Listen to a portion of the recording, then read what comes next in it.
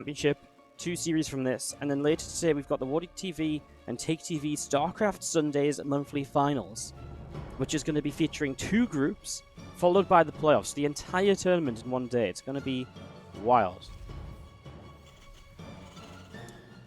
So, get this off to the top left-hand side, our red Terran player. This is Cure. Up against the blue Protoss in the bottom right-hand side, we do have Yeshi. So Yeshi is one of those players who really feels as though he has his moments. Last week took a map off XY, but then also dropped a map to XY on the way to Team LP being defeated in that series. So, again, not 100%, and you would imagine that Q is going to be a bit of a tougher opponent today. So, feels like Yeshi is really going to have to step up a little bit to get this underway, to get this going, and to make this work out for him, as we do see the initial probe heading on up to the top left-hand side of the map to see just what's going on. So yeah, probe coming in towards the top left-hand side. You're going to be moving in towards the main barracks. Going to finish up in the main in a couple moments' time. The probe and the SCV going to fight against each other. Early game TVP, well, we've seen all sorts of kind of different ways to set up from the Terran players to be aggressive, etc. We'll see what sort of tech structure we're going to be seeing out of our Protoss in the near future, of course. That'll tell us a little bit about at least what the Protoss intends to do for the early few minutes of this, whether we're going to be seeing some Stargate play where, you know, we've seen a lot of aggressive Oracle Adept action. We'll see some, we could maybe see some Twilight play, get Blink up, take map control. And Robo Facility openers are also very good at, you know, just taking map control early, get the Warp Prism out, get on the map, a couple of Adepts in there. You know, a few units can absolutely get some damage done, so yeah, looks to be pretty exciting here as we do see the factory dropping down in the main base. We're going to be seeing the Nexus coming down on the natural. And the SCV just pulling back up towards the upper left-hand side. So, getting this ready to roll and look to see what's going to be happening over the next few moments. Which matchup do I look forward to the most today? I think SOS against Patience should be pretty good. Honestly, I think the Group B match, TSG versus Psystorm, maybe, I don't know, that it's a tough one. I feel like today doesn't have like the best individual matches, even though we'll get to see a lot of great players. I think Patience versus SOS maybe, despite it being a PvP. I think that might be my highlight of the day for the China Team Championship, at least. Of course, when we talk about StarCraft Sundays, it's a whole other world because we've got so much more coming on later today as well. So we'll talk about that later, though. For now, I'm going to be setting this up. Sorry, did I not? Give me a moment. Let me just quickly edit the bracket command. God, you know what? I was so prepared at the start of the stream, and then it's all gone wrong.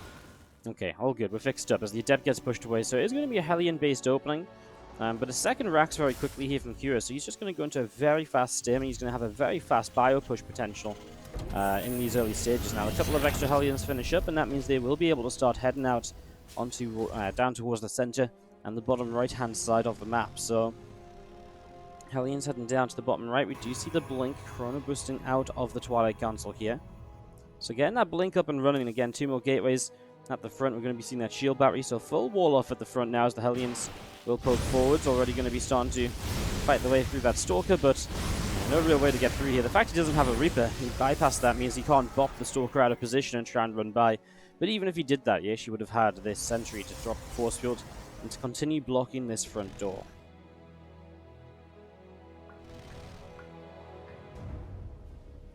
Blink about halfway up, Robo Facility halfway along as well. Another Stalker continuing to warp into the main base, so Stalkers setting up right now. Probe pulls up to the Nexus, the pylon dropping down too. So yeah, getting going on this third base so far. As we get this ready to roll again, Stimpack +1 attack.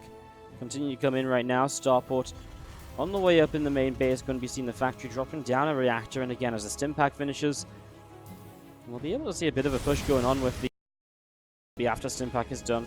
Looks as though Kira won't get too aggressive before then, but I mean, there's going to be a lot of bio very quickly.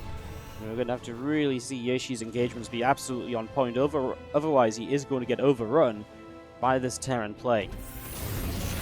Hallucinate Phoenix into the main as the starport lifts up and hops on over to the reactor. And Marines, Marauder joining up at the front as well. We're going to be seeing that Engineering Bay taking along with the +1 attack upgrade. Charge on the way down on the Twilight Council as well, so continuing up with that.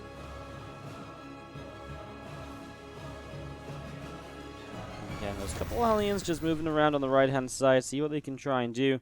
They're going to run by in towards that third base where, well, there's not really anything just there yet, as well, a couple of probes were starting to transfer over, but Yaeshi responds pretty well. But I'm kind of terrified for Yaeshi. This has got to be a scary push, right? You see multiple Marauders, Marines, they have the upgrades as well to make them super viable at this stage already. Now, yeah, these Stalkers can pick away at them a little bit as they try and push across, but if the Marauders stimmed forwards, they'd be able to force that blink back pretty much immediately. At that point, it obviously becomes a little bit more difficult. And there we go. Just a few of the Marauders stimming forwards to push those Stalkers away. So Bio coming down to the bottom right. Pushing across the map here. The Hellions are still diving in around their third base. I mean, they've obviously just been trying to stay active on the map, and they will pick up 5 probes in the end, so keeping them alive has absolutely paid off here. That's cute with the Bio Army. +1 stim, combat shields, and conquest of shells. Everything you could ask for at this stage of a Bio opener. And I guess Adept's going to die to start this off. If the extra Zealots warp in, I mean, Charge is just about going to be done. Where are the Stalkers? They're coming back from the natural. There we go. Guardian Shield going to pop. I mean, Zealots having Charge is obviously very nice against this.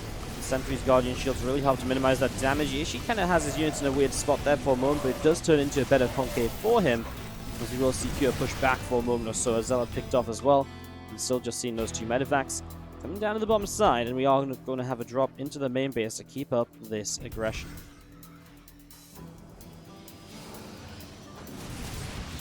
Bio unloading.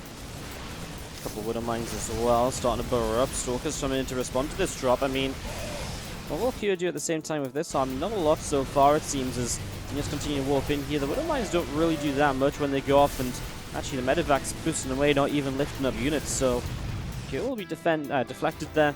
And there is a Warp Prism setting up to go into the main base too, which could, of course, be extremely powerful as well in the next few moments. Bio pressing in, and we're just going to be seeing the Zealots pressing forwards. Nexus is taking a lot of damage. I mean, it should be able to push this back. I mean, charge blocks at this stage of the game against what is actually quite Marauder heavy. They should do very well, but that Widowmine shot was really good, and oh yeah, she's backing away a little bit. The Nexus continues to take some damage here. Now the Zealots are kind of charging 1 or 2 at a time, and that's not really helping. The force fields were too late to really do anything there as well, and now yeah, she's realizing that this is a bit too much from Cure, and the third base will go down, and with that, we're going to be seeing Cure taking a big advantage in this game number 1 as it continues to push to the front. A couple of gateways taking some damage again. Stalkers poking forwards too. The gateway falls against this Bio. Continue to press in. Another couple of Stalkers going down. Probes are going to be pulled into this. And there's that GG as Fury will find a nice easy game number 1 here in the end. Taking that down and putting the game up. He kind of did well as well initially, right? He cleaned up the drop pretty okay. It just felt like he was missing a few Zealots in that fight on the top side, and I feel like a little bit of the positioning was a little bit funky and weird as well, and that definitely had a bit of a negative effect for him too, so yeah, I don't know. I feel as though Yaeshi could definitely get away with doing the same again, just a few minor tweaks to the fights, maybe making sure you have some better numbers in certain locations, and kind of go from that point, as we do have to the top left-hand side the red Terran player. Give it up, as we do have Cure, representing Jin Egg Greenwings, who are 1-0 up now in this best of 7. On the bottom right-hand side, our blue Protoss is Yaeshi, representing Team LP, Season 1 runners-up. Actually, funnily enough, Team LP replaced Jin Egg Greenwings in the playoffs last season because Jin Egg didn't get their visas on time, so they couldn't go to China. And because they couldn't go to China, they had a bit of a tough time and had to give up their playoff spot. So Team LP took that spot, came through the semi-finals, and went straight through to the finals, where they were able to find themselves a victory. So congrats to them for that one. See the probe heading on up to the upper left-hand side.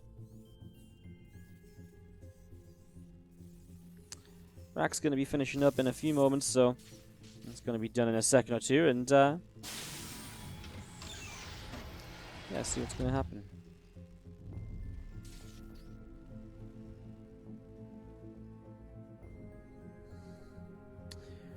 SCV is just nibbling away at that probe, of course, and we do have the SCV going across the map to build up the expansion too, so yeah, Q is really not messing around. 2 SCVs to push that probe away, gets his expansion down, and just making sure he scouts to see that there is indeed an expansion from his opponent. And that's obviously a pretty big piece of info, being able to know that that's going on there.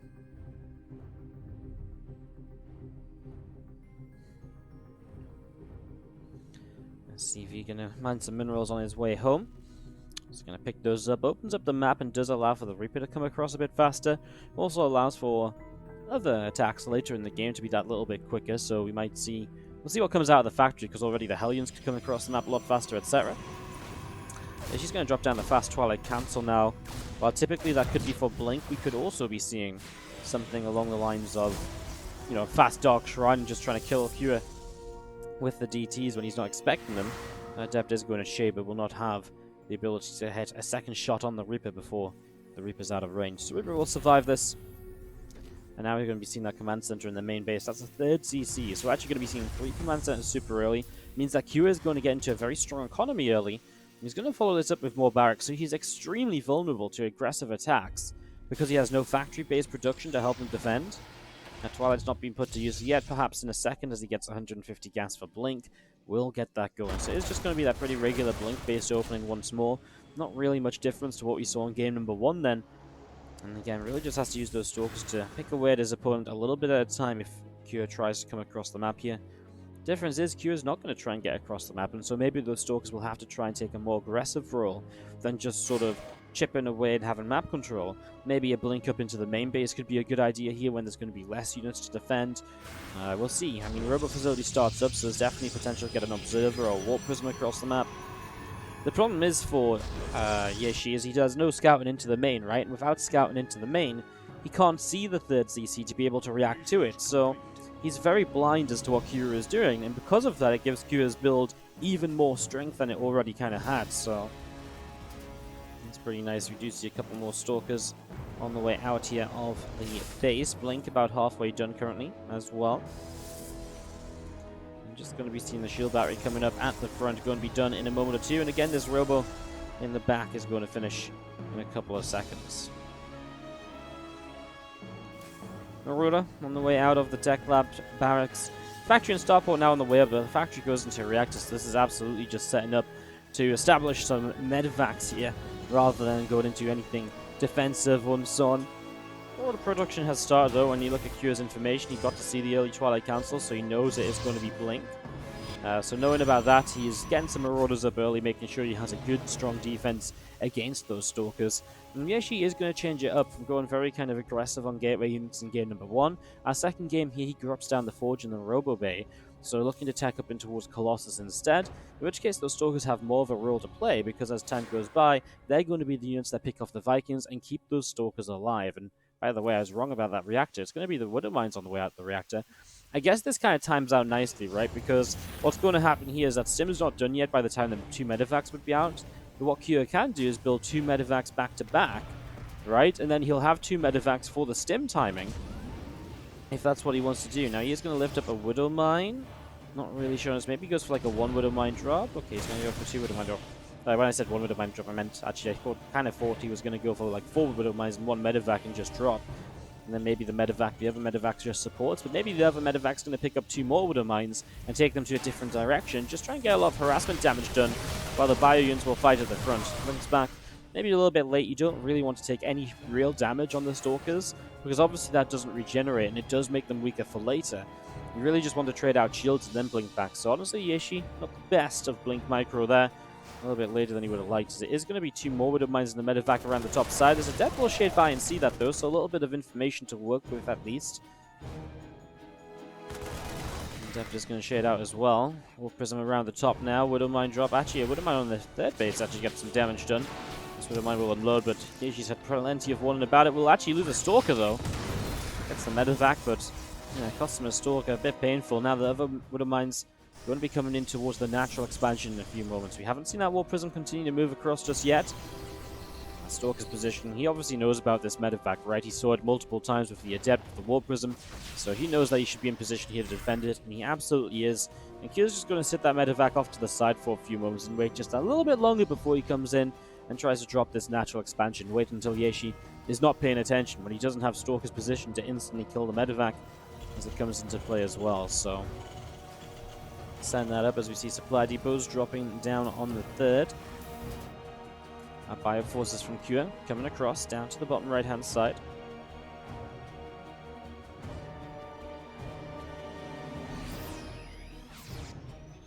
Just want to attack, about to finish up. Combat shields ticking along as well. Ticking along quite nicely right now. Actually, going to be finishing up in a second, so this push is going to be full of upgrades. Stim, combat, 1-1. All the upgrades you could possibly want here. As the War Prison will come in for a counter at the same time, though. Secure. Well, he's already got a few units at home, so you can stim over and begin to deal with those Zealots. And Zealots hold position to get a couple extra kills. They'll now go into the main base. Oh, Q is going to jump up this ramp, and Iskieshi is going to be punished for it. He didn't drop the force fields in time, and when he did, they were a little bit panicked. He loses a Colossus, but he does clean up quite a lot of bio as well. The Zealots now in the main base dealing some more damage as the extra reinforcements of bio a little bit later responded, so it's 9 SCVs down with a Colossus dead on the other side of the map. That does weaken Yeshi for the later stages of this game. A couple of Vikings on the way out now. Obviously the Vikings should be looking to pop out and run on over to shoot down that War Prism. The two medevacs from Cure coming down the left-hand side. Zealots, Stalkers, Colossus, and Sentries all pressing forward here. Widowmine will burrow up on top of the ramp, and you see the Stalker's able to pick that off. Observer still sat down on the bottom side on the far right. Medevac still waiting with a couple of Widowmines inside of it. It's a big drop on the bottom of the map now. Huge drop setting up. Zealots, Stalkers, Sentries, and Colossus ready to push up into the natural expansion here. I mean, there's not a lot to defend from Q when it comes to defending this attack, right? Because it's all in the drops across the map. First couple of Widowmines only get 2 Zealots as well, and yeah, I feel like Yeshi should kind of just go straight up towards the production lines, right? Shut down this production, and well, this drop of Q obviously has work to be done. Looks as though Yeshi is absolutely just already pulling probes across the map, and he's saving up money. He knows this is a base trade. I feel like it's a very good base trade for Yeshi as well, especially, again, you're going to be able to build a Nexus over here and so on. Colossus picking up a lot of these SCVs. Q doesn't have the money to build much else, though. That's the big problem for him. As the bio units making their way through the gateways here. There we go. Nexus actually drops down in the center of the map. Maybe a bit of a vulnerable position to expand, but for now it will work out. Do we have any units over here? A few Marauders and Marines, and they will clean up a couple of Zealots that run over to that right side. There's a few units hanging out in the back here. Surprised he's not targeting down the Starport, which should be a priority to make sure you can keep as many Colossus alive as possible. And Q still has a lot of his SCVs alive, even just mining a bit more over here to get some more minerals in play. Well, here you go. I mean, Stalkers will blink fools just to make sure the Colossus don't go down. The next couple of Vikings coming out will not really do much. I mean, one of the Colossus goes low, but not really low enough to go down. So the problem is Q just doesn't have an army to properly fight this, and obviously he's going to have to fight against this Protoss Nexus at some stage, which will generally have a Protoss army on it. And obviously the ability to mine here from Yeshi is huge, because it means that he will absolutely be able to continue in this game no matter what. Now, you see the orbitals kind of floating away now. To keep these alive, Q can obviously make a pretty good little, a few bits and pieces happen from that.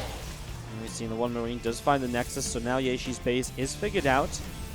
Q has 27 SCVs, so when it comes to remining, it's actually very good for Q. Q also finished up 2-2 upgrades before he lost the Engineering base, whereas Yeshi wasn't even able to finish +1 armor.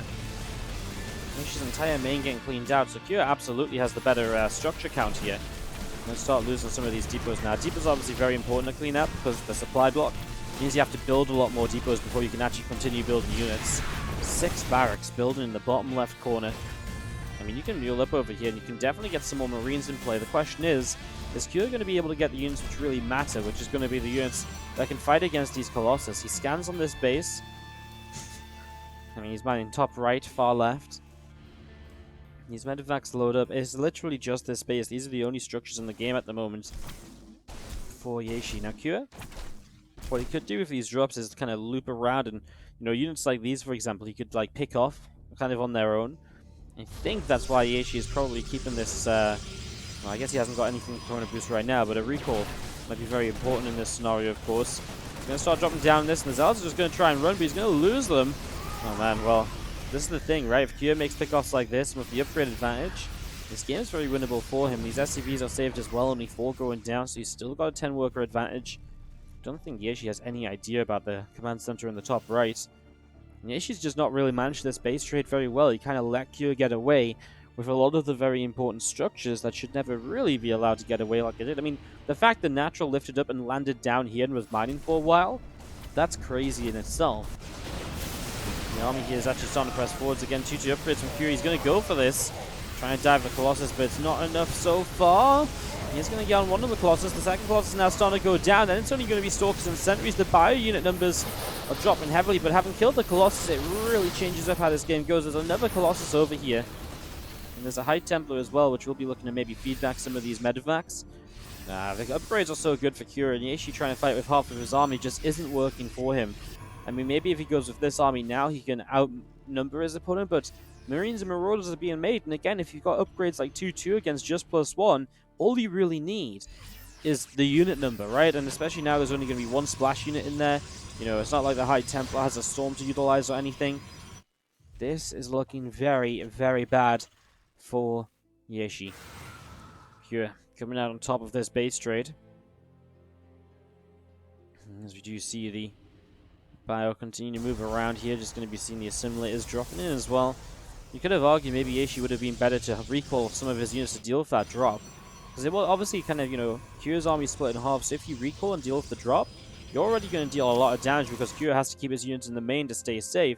So you can kill the natural, then the third, and then you obviously defend at home as well, and that should put you in an advantage. This Widow Mines here gets 6 probes as well, and Yeshi only has 12 workers of mining, so he's in a lot of trouble, honestly. He's forging some trouble as well. I'm just going to be seeing the...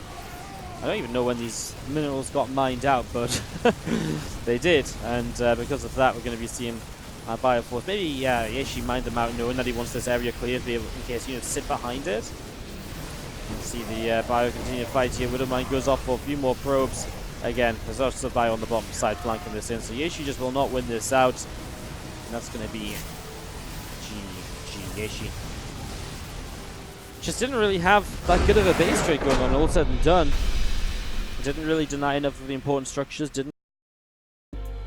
I just casually dropped a Dorito with salsa on all the way down my brand new StarCraft Sundays shirt, which is obviously white.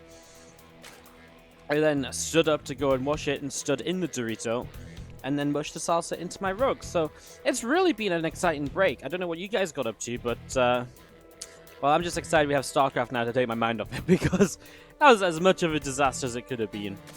Alright, to the top left-hand side, our blue Zerg player. It is going to be Team LP's Impact. Impact players with the Chinese name. Team LP players all play with these Chinese names. I'm not sure if it's their Chinese names or like their names in Chinese or if there is something else to it. Not completely in the know there just yet.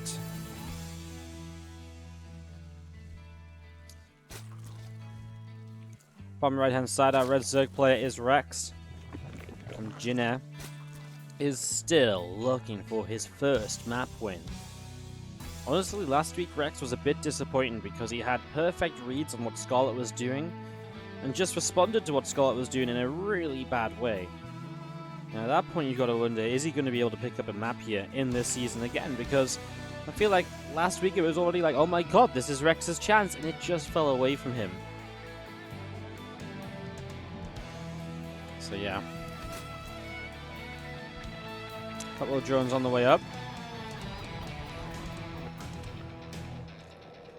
As we get this rolling again, 2-0 in the lead for Rex and Jinner Green Wings. So even if Rex does get 2-0'd here, it will come down to Patience and SOS. And the expectation is for this series to go 2-2, and then for Patience and SOS to play it out to see if there can be a winner, or if we're going to our first ever ace match in Season 2 of the China Team Championship. We've not seen one of them yet.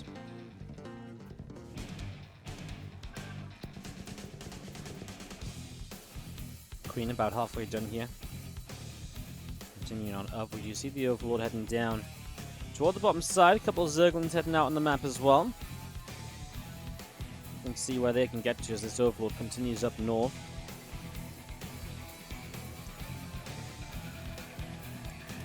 Obviously, in the world of ZVZ, these fast 3-hatch plays are pretty regular, and both players will do it.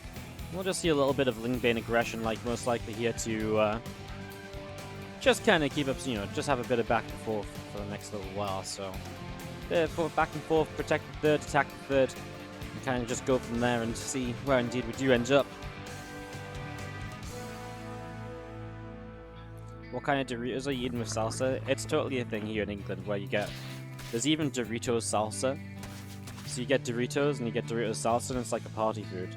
Now, smart-ass Wardy bought Doritos last night because I was having a few drinks, and we didn't eat any Doritos.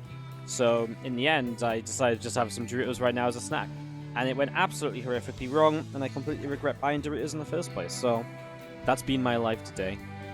So far, basically, as a summary. We also cast a couple games of StarCraft so far, but yeah, basically just that. A lot of Zerglings on the way out at the moment. A couple of Banelings going to start morphing in as well. Let's see if Ling's going to be able to pick off a Ling of Impact. So, I mean, a little bit back and forth. The Banes are starting to roll in here now. Impact was the first to make the Lings, hence he's the aggressor, and we do see extra Banelings on the way up. Those Banelings obviously going to be very useful to continue this attack. Well, he is starting to pull back a bit. Yeah, a couple Banes into the natural. 3 workers going down.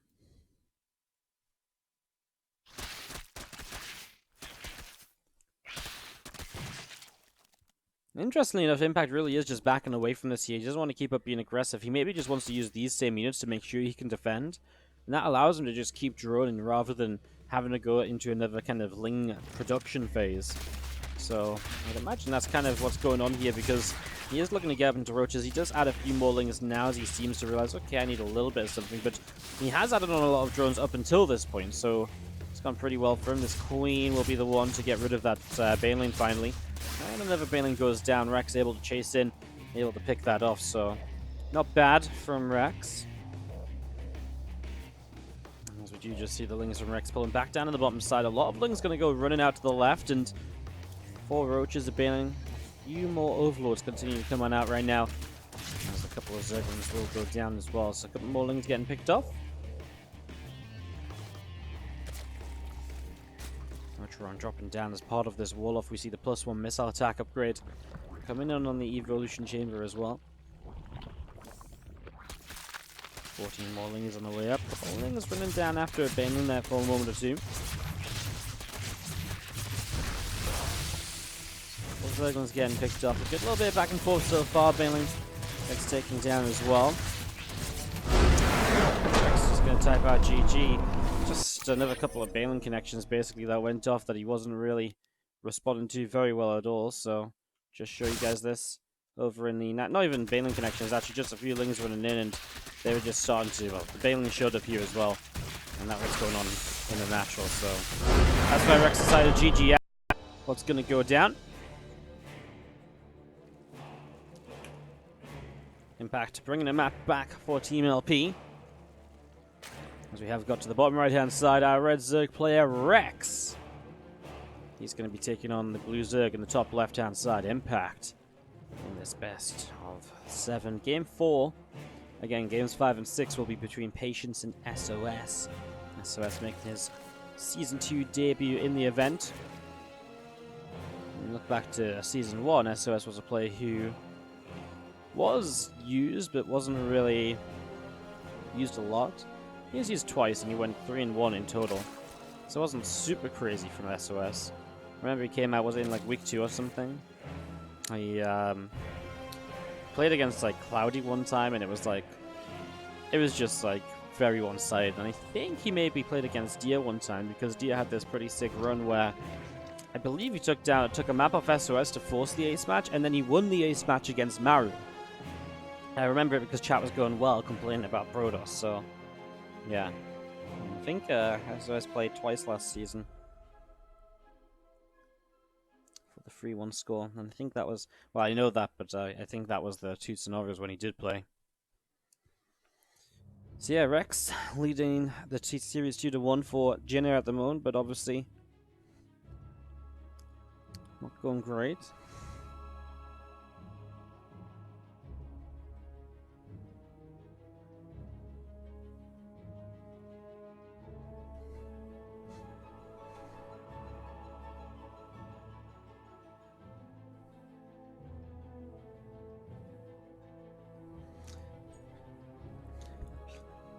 Hatch, gas and pool on each side of the map here to get us started. So getting this ready to roll, get this setting off.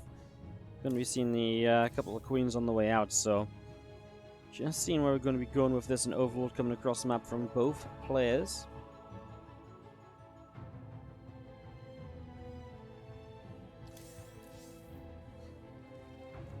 Going to Thunderbird, so yeah, really just seeing what's going to happen with this, to see how the players are going to get set up here over the next little while.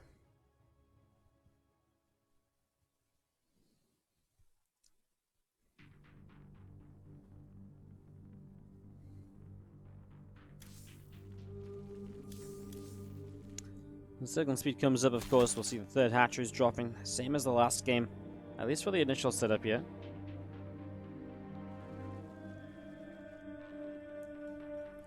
Couple lings wandering up to the top left-hand side. Again, just looking to pick up some early information. Nothing too crazy for the moment. The Bane nest comes down from both players. 6 drones on the way up here from Rex, so he is going to be the defender of anything at the early stages. Impact going into a few more Zerglings of his own right now. Link speed about to finish up, and that link speed will allow him to go boom, pick off one ling and go for the other as well. So yeah, I mean, Impact didn't go like crazy on the link count though, just made a couple extra initially, and he's caught back up already, and in fact starting to take a worker lead, so a pretty passive game this time around. Impact will opt for a pretty fast lair here, so rather than just going up in towards that Rotron, which would be the kind of typical next move, going to be the lair very quickly now, and if the Rotron doesn't come down in the next couple of seconds, then of course he's not going to be able to start roach speed in time, so it's probably going to be moving towards a Spire, which makes a lot of sense on a larger map like Thunderbird. I don't see what else it could be right now. Now that said, that was a scout from the Ling into the main, and so maybe Impact changes up his mind. You can see that this Rotron is going to be finished 20 seconds after the lair, and because of that, it obviously doesn't mean the lair obviously doesn't line up with the Rotron, which it usually, it should if you wanted to just get roach speed here. So it's much more likely, you see, this lair and Rotron is kind of at the right time from Rex. So maybe he will not go Spire just because he was Scout. Maybe he still will go Spire. And the Rotron, the Evo Chamber at the front is just that kind of layer of protection, but no. He starts at +1 missiles, and yeah, I think this was a change in heart from Impact because of that Scout into the main. Seeing the lair at that timing, seeing no Rotron, it's a big telltale sign of the fact that it was maybe going to be those Mutalisks. So Impact changing his direction a little bit now, going into the roach speed and so on. +1 missiles continuing up as well. And they're going to be completing here. Still lair finishes up, and we do see the single Zergling running down to the bottom right hand side.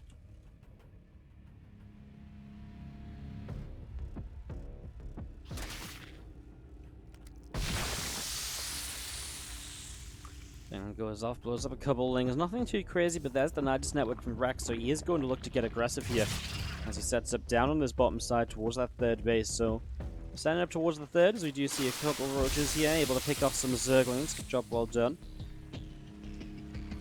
And getting 10 more drones in the production tab, so getting set up into this. The Overseer wandering around in the natural expansion. Queen's able to put out some damage, and the Overseer taking quite a little bit of damage.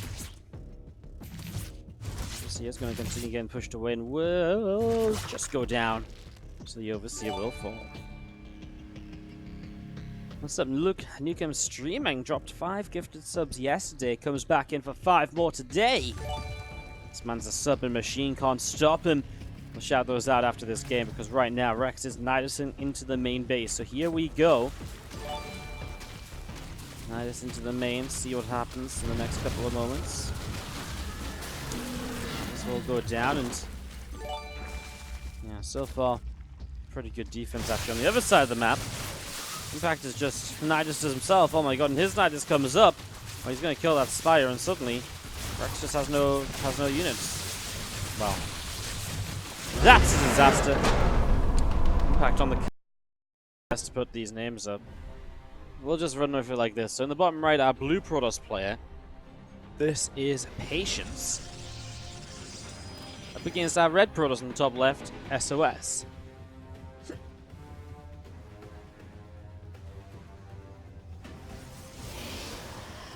Alright, so...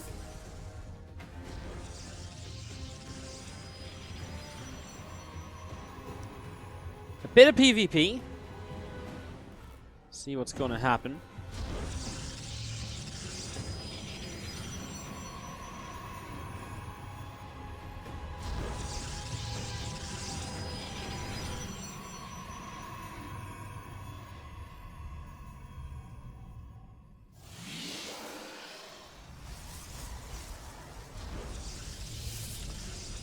One Triton for map number 5 of the series. Again, if this goes 1-1, we'll go to an ace match in which any of the players in the teams can be used. If it goes 2-0 to either of the players, then obviously the series is wrapped up, so... excited to see what's perhaps going to go down here.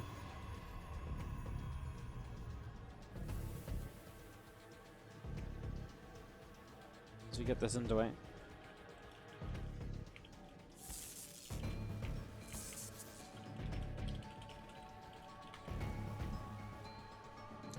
Probes chasing each other around for a couple of moments. Gamers coming up on each side of the map, so 2 gates apiece. And again, the probe here from SOS. Moving down to the bottom.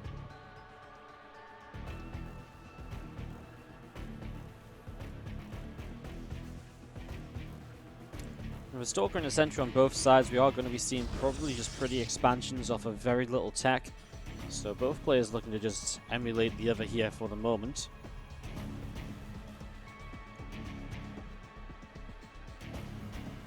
Probe pops up into the main base, able to see what's going on.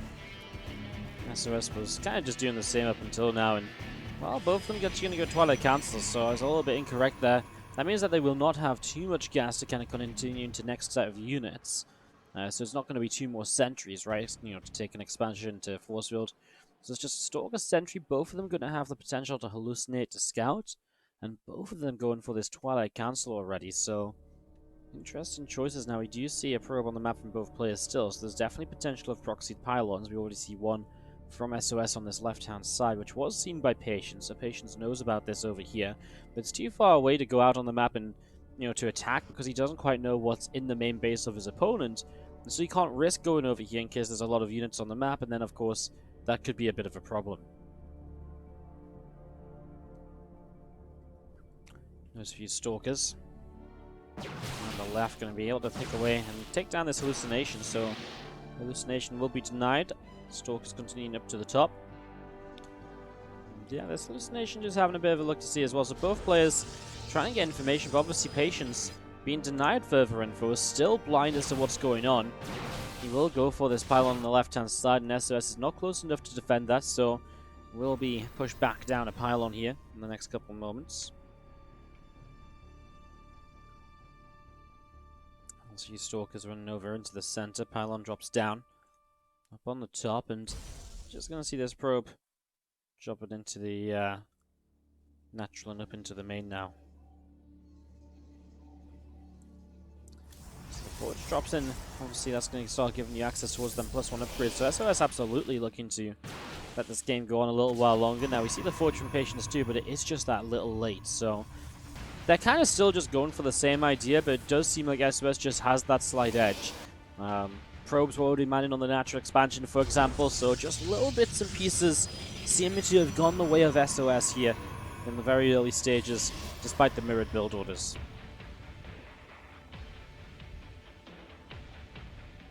Robotics facility starting up in the main base. We do see a hallucination going to go darting down to the bottom right.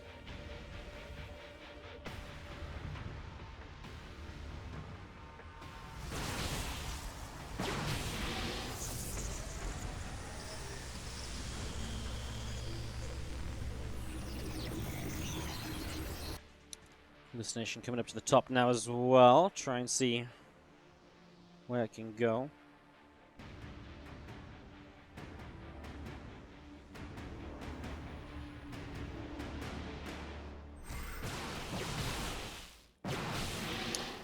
Still just trying to pick up information with this, so far not quite making or getting much luck just yet.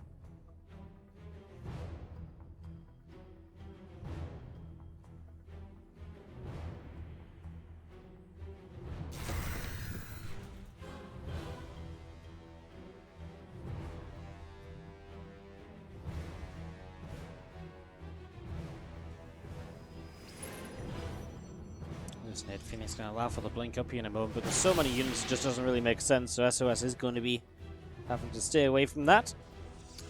Again, charge coming up on either side. We will see 2 extra gates dropping down. He's already going to be patient, taking the 3rd Nexus now.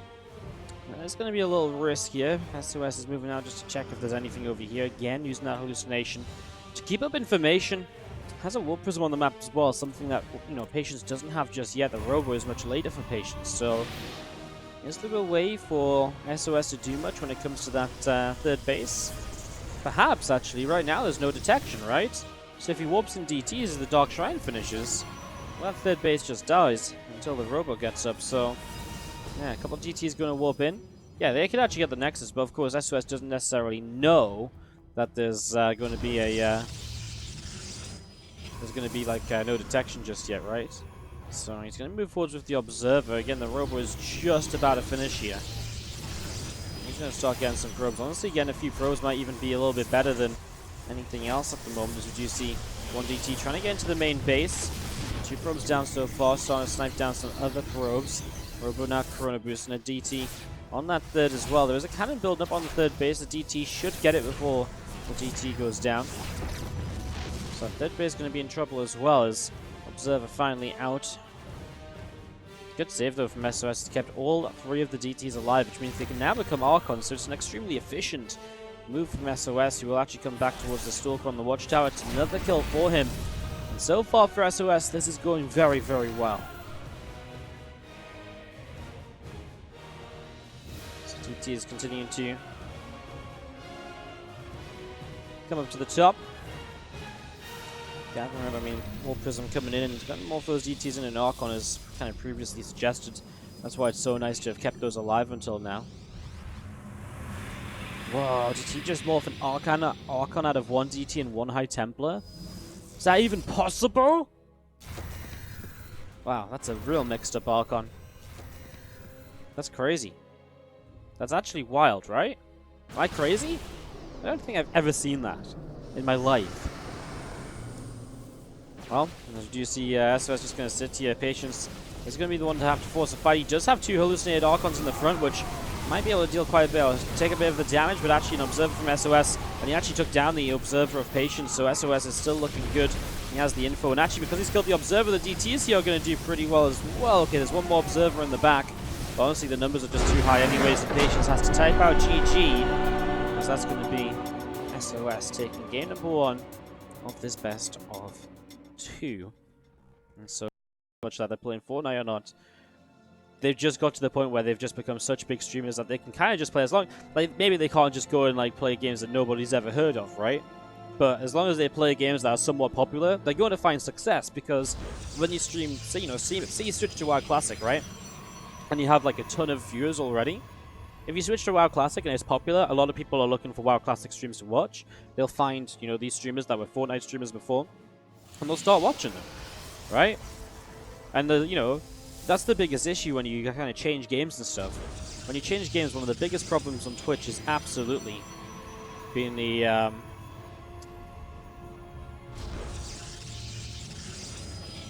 one of the biggest issues with God damn, I forgot what I was talking about. One of the biggest issues with switching games is having an audience, right? But these guys are so popular anyways that people will watch them whatever they play. And when you already have that audience, it becomes very easy to build a new audience. Obviously, you have to be very interesting. Why can't you have guns in the Olympics if they have shooting competitions? I mean, because Overwatch is about shooting other people, right? It's like, that's the problem with like CSGO and stuff, it depicts violence. Whereas shooting in the Olympics is you're shooting, you know, targets. You're not shooting anything that depicts a person, etc. So it's a very different line between the depiction of violence and so on and so forth. And that's why games like even like Dota and League of Legends are also considered out of the running to be an Olympic esport. So that's why so when I say you can't have guns, it's not that you can't have guns, like Marines have guns, right? But it's the idea of like, you know, in CSGO you're literally like looking to just kill other people, right? So that imagery that the Olympics want nothing to do with. So it's the same, even though Overwatch is more cartoony, it's the exact same idea. What's up, Doven Wolf coming in once again with the 1,000 bits. First bits of the month, how about that? Stovenwolf rocking up to the top bit point on the board. Thank you so much for the 1,000 bits, Stovenwolf. Appreciate it. Appreciate it a lot. Is this the only best of 7 we have today? No, we have so much StarCraft today, guys. We have this best of 7, then we're going to have TSG versus Slicestorm Gaming best of 7. Then we're going to have StarCraft Sundays Monthly Finals Group A. Then we're going to have StarCraft Sundays Monthly Finals Group B. Then we're going to have StarCraft Sundays Monthly Finals Playoffs. So we've got another, after this best of 7, we've got another best of 7, 6 best of 3s, and 3 best of 5s. That is our schedule for today. It's going to be busy.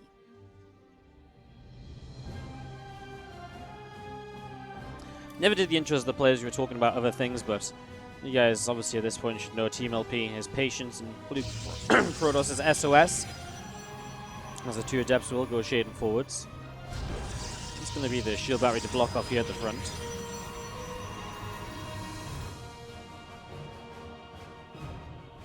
The box facility finishing up, and we're just going to see that Nexus dropping down in on the natural. Probe going all the way around the top side. And that blink starting up on the Twilight, so getting the blink rolling here as we do have this hallucination flying through the main base.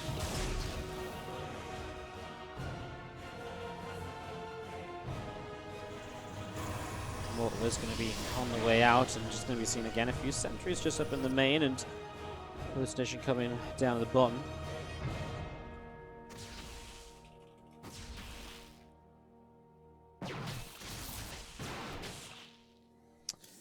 So you've seen the blink going to be about halfway done here at the moment. Adept is going to be able to get the pylon up on the top side.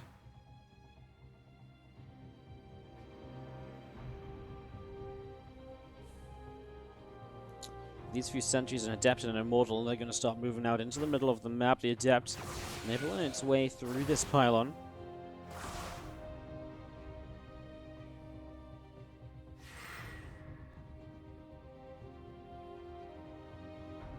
And just going to be seeing the units moving around, seeing what's going to go on.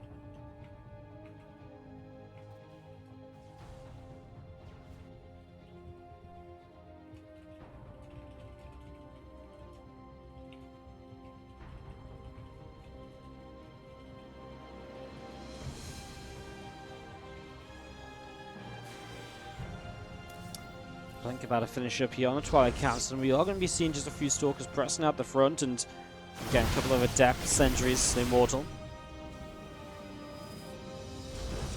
Continue to press on forwards. 2 Adepts continue to come up this ramp, and there's going to be Patience getting aggressive, so SOS having to go into defense here. Will blink back, no shield battery yet though. Patience able to pick off the build, and shield battery pylon on the low ground taking down 2. And SOS is in some trouble. I mean, that Colossus obviously isn't real. Here you go. SOS is going to go blinking forwards. He'll get rid of the Warp Prism, which means reinforcements are shut down. Stalker's now diving for the Immortal, but he loses a lot of probes in the process. Blinks forwards for the Immortal. Oh, loses target fire, so let's the Immortal get some more shots off. SOS just does not have the numbers here at all, and Patience is going to make a killing blow, diving right in. And that's going to be pretty much game. I mean, that was the Adepts in the main base where there's going to be more probes going down, and SOS will struggle to recover from this. And Patience is going to take us to an ace match here in Team LP versus Jinnair. A few units on the low ground do get recalled home. Patience will just sit back, rebuild a little bit. He knows the damage he's done is very serious, and he knows from there he's going to be in a very good position. So, coming up to the top side. Stalker's blinking over that side then. Just going to be going after the Zealot. Zealot will go down. So Zealot picked off, and again this army pulling back into the top left-hand corner. Hallucination going to be the high ground vision that SOS needs to try and get back in this game, but intercepted on his way in. And those Stalkers, well, they're force fielded away, so now they have to blink into the corner where they're going to get recalled, but yeah, that wasn't good. I mean, having to use a recall when you're trying to play catch-up on probes and chrono boost your workers, not pretty either. Not pretty either, and absolutely now Patience just so far ahead in this Game 6. We are going to be going to a Game 7. We are going to be going to an ace match today. How exciting. How wonderful. It's actually really awesome.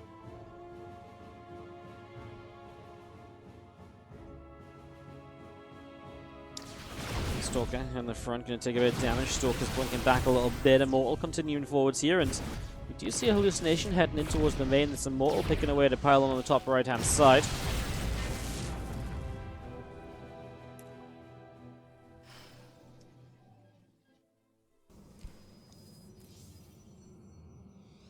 Charge continuing up as we do see the Stalkers and the Immortals continue to press forwards here. Immortal's going to lift up, pull back a little bit. Again, those Stalkers go running away into the top right-hand corner. Singles I'll go chasing along to the side there. So going to sit up in this top and see what might happen next. More Stalkers want to gather up in the center.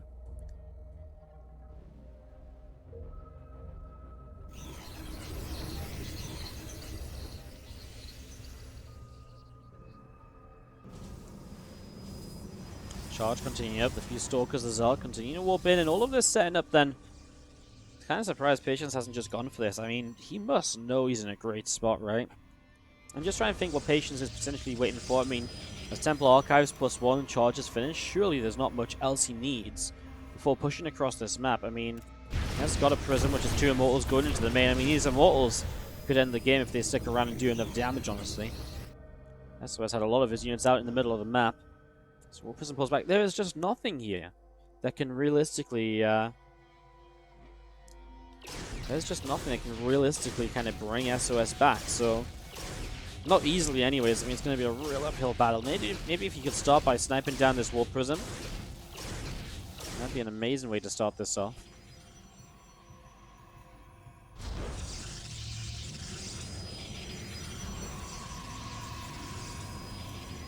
High Templar continue to warp in. Third Nexus on the way up as well.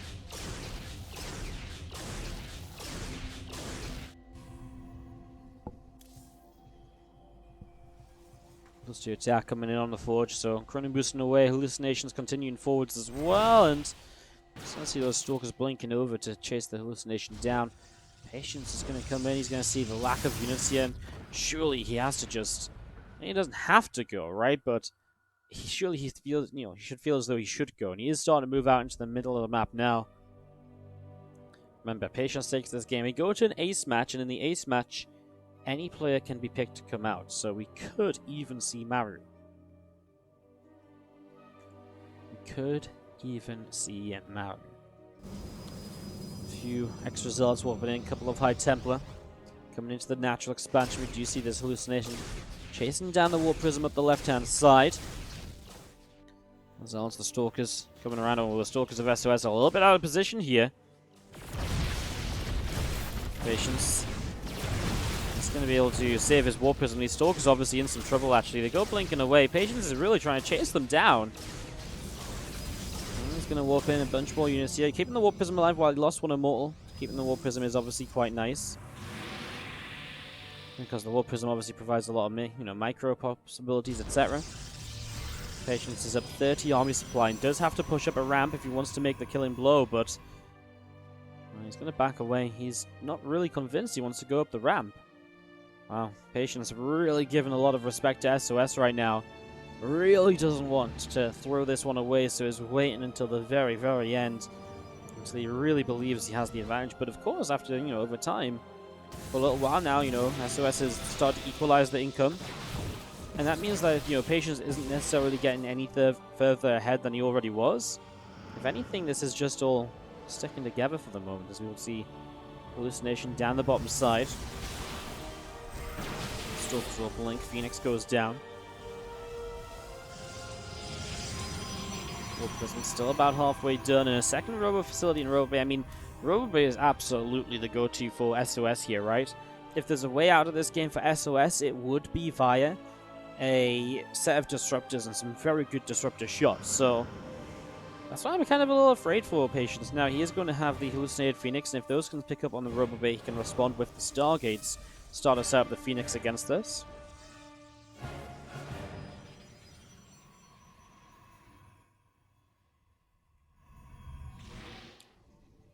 Army still moving around in the center of the map, and just going to be seeing +3 attack. Currently about halfway done. The Stargate starting up in that main base as well. Still a Hallucinated Phoenix just pushing the Warp Prism Up to the top side, the second hallucinated Phoenix coming over as well. So it's inside the prison here. I mean, again, it's just keeping track of where it is. SOS looking to use that. I mean, Patience starts to take 4th base now. That's when SOS shouldn't be able to get a 4th, but with Disruptors, maybe he'll find a way. He's got a lot of money, SOS, as well. Not sure what he's really aiming to use that for.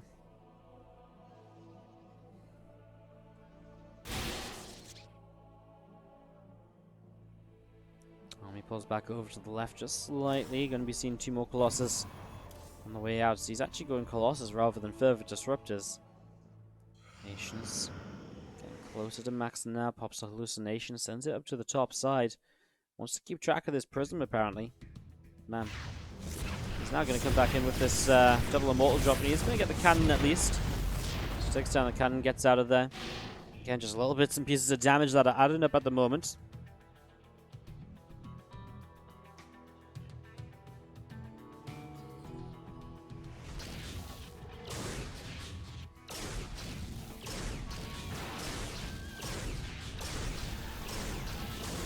More Phoenix, 2 more Immortals continue to be produced here, so still a lot of setup right now as a +1 air weapon starting up on the Cybernetics core. Phoenix moves out into the middle of the map, +3 on the Forge. 2 more Archons coming up over on the side, and again the War Prism just down the right. Stalker still just pressing forwards here in the center, actually taking quite a bit of damage. The Archon taking some hits as well.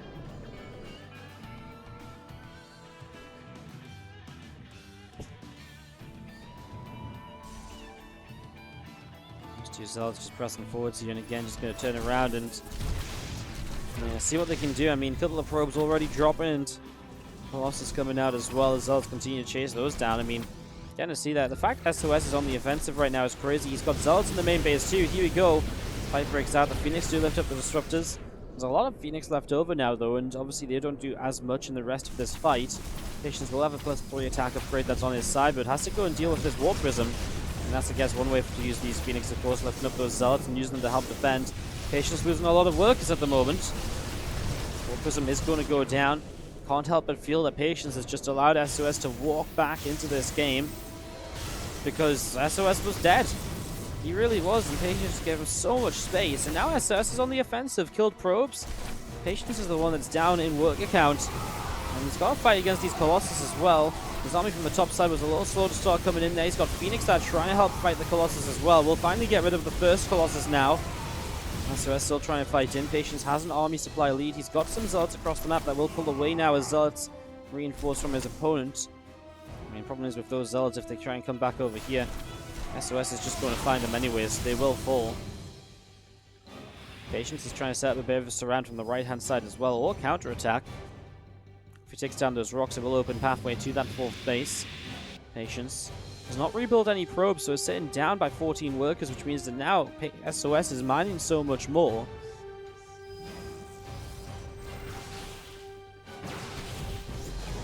Prism goes down, so Patience loses even more of what he had on the map. It's becoming more and more of a problem. Let's see a few more High Templar warping in.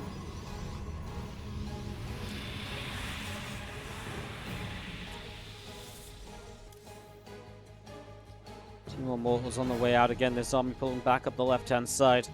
Stalkers, Colossus, Archons. I mean, there's everything you need in here for SOS. And again, Patience is not rebuilding probes. So Patience is building up a huge army. He does have a 30 army supply advantage. It means he has to overwhelm this fight, though, because if he doesn't, the reinforcements are going to come up better and stronger from SOS. So Patience has to win this convincingly. Colossus caught out of position here, so this is a good start to this from Patience. He does have some of his army still trying to join in. The War Prism Micro is good to save those Colossus, though. So many Archons from SOS, and Patience's army is getting destroyed. My god, these Archons get so much done. Patience is going to make a dive towards his opponent's base, though. So here we go for Patience. Moving across the map. SOS is trying to walk back over.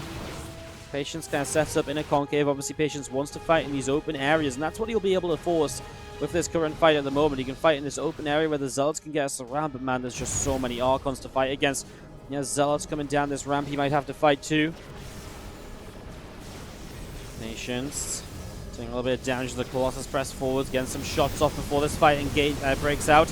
Immortals around the back should be able to target fire down Colossus, and you can see the first one goes down very quickly here.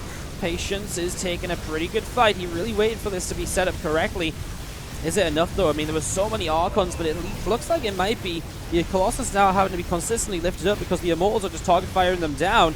And yeah, the Colossus are indeed now really falling and dropping away. Patience's numbers are still just that little bit better, especially if those two Colossus fall. That would truly be it, and that's the problem. Two very low one-hittable Colossus by Immortals. They can't really join in this fight anymore, and if they can't join in the fight, well, obviously then we're in some trouble. It's going to be seen. Ozals maybe should have stayed over there. Those Colossus have been pushed back into a corner. We do, of course, have the potential to Prism Micro them around. The Immortals will drop down. Patience lifts those back up. We'll kill this Nexus. We'll get the probes, and so Patience is going to be able to work his way through that. Has warpins available, and he warps them in at home, so he doesn't have to set up the Prism. And the moment he's going to be running, he's going to come back around and try to get the Colossus, but he loses an Immortal in the process. It's getting a little bit crazy here as we see Army of Patience continue to back away up the left-hand side.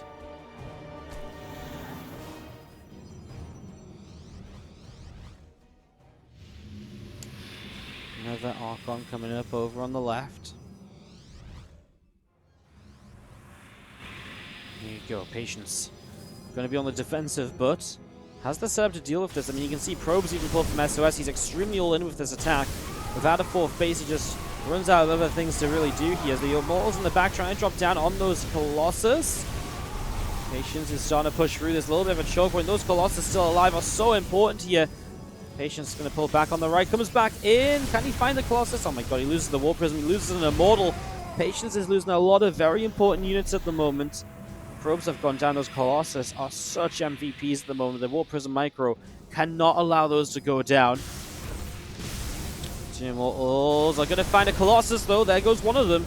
Like I say, those are expensive units that drop so quickly if given the chance.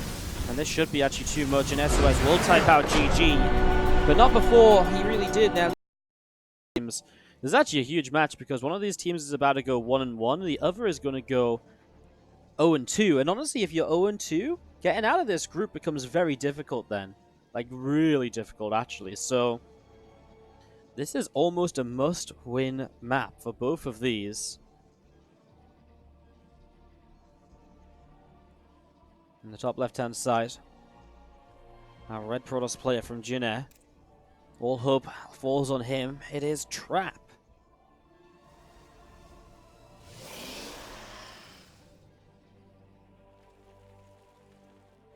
Up against the blue Zerg player in the bottom right-hand side, it is going to be Impact.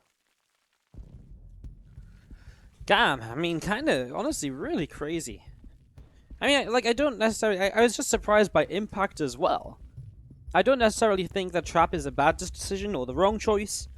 I just wasn't expecting it to be... I just thought, you know, if they change it up to go Maru, yeah, sure. But if otherwise, I think you just send out SOS again. But to make it Trap, it's kind of bonkers. Well, entry down on the natural expansion, getting set up.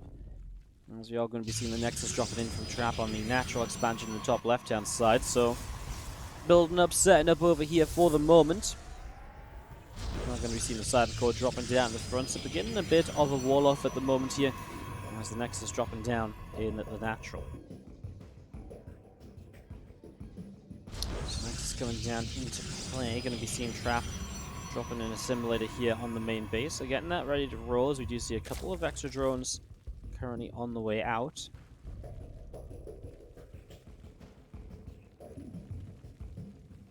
Spawn pool is about to finish up, so that's going to be done. And again, just setting this up, getting this rolling, and yeah, game number 7. That's what it's all come down to.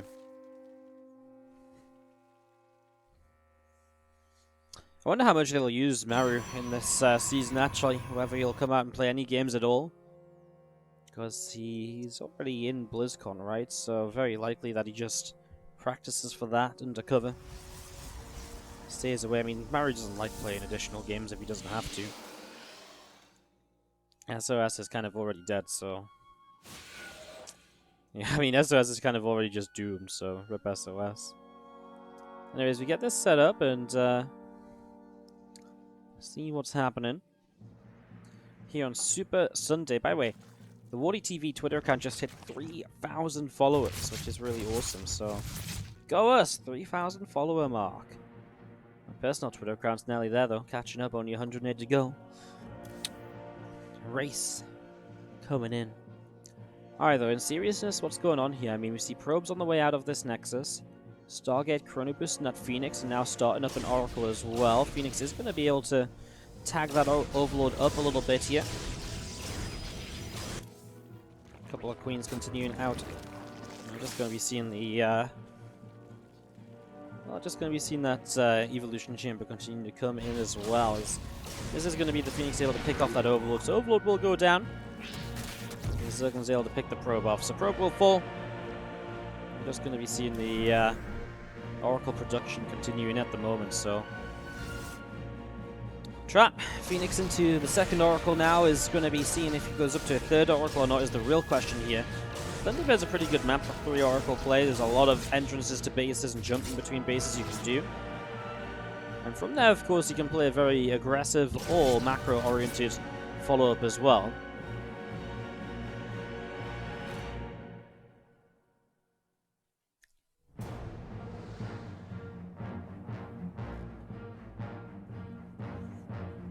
Orbital facility about halfway up as we do see the Phoenix and the Oracle flying around to the bottom side. Zerglings running up to the top. A bunch more drones on the way out. Lings continuing up as well. This one melee also getting started here. As we will see, those Lings going to hit this probe in the top left-hand side. The probe will fall. Can melee upgrade about halfway done for the moment, and just going to be seeing the 2 Adepts from Trap continuing out to the bottom side. They're on the way up. Set to roll as the 2 Oracles fly in, a couple of drones dropping. Phoenix being picked away at by the Overlord here, and just going to be seeing the Immortal continuing out of the natural expansion. 2 Adepts, 2 Sentries. Able to do a lot when it comes to pushing those Zerglings away through the center. These Adepts getting caught though. Nice cleanup there by Impact. Now Trap does have the triple Oracle, and with them 3 Oracles, we'll be looking to get some damage done, but Queens in high numbers coming in to defend this, and Oracles will just take a bunch of damage. Now Trap starts a 3rd Nexus, but there's extra gateways in the main base. So that 3rd Nexus is nothing more than a fake, trying to sell the idea of an expansion when it's not really going to be saturated at all. And can Impact pick up on that?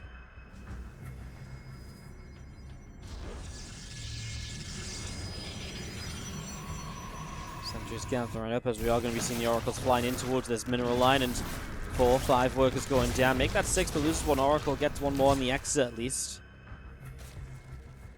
So the 2 Oracles and the Phoenix out through the bottom side.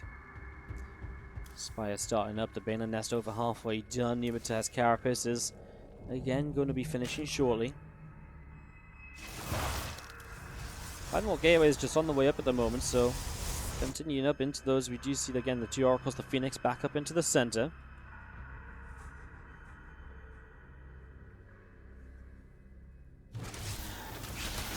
Crimson drops a few units off already. Lings running forwards. I mean, I feel like Impact is kind of fallen for the bait of, oh, there was a 3rd Nexus, because he's gone up to 66 drones, which is way too many. I mean, he's getting drop a lot to try and drop Banelings on top of this.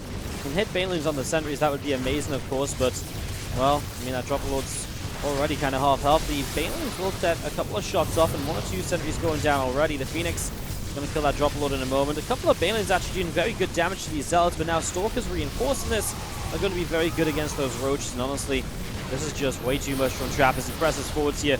Impact really did make the mistake of overdrawing, building a Spire as well, plus 2 melee.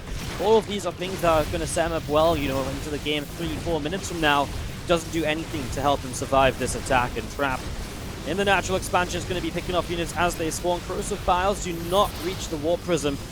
As drones come in, I mean, Guardian Shield is good to help protect the Roaches. The Force Field keeps a few units out of position as well. And Impact is not going to be able to save the day here for Team LP, as we're going to be seeing Trap able to take Game 7 for Jin Air. And Jin Air will get a point on the board then. Will be able to get themselves going in this series, as Another corrosive ball comes down, another immortal picked off. There it is, GG. Trap takes game number 7. Will be able to send Jeanette to their first win this season. And Season 1 runners-up Team LP. They're kind of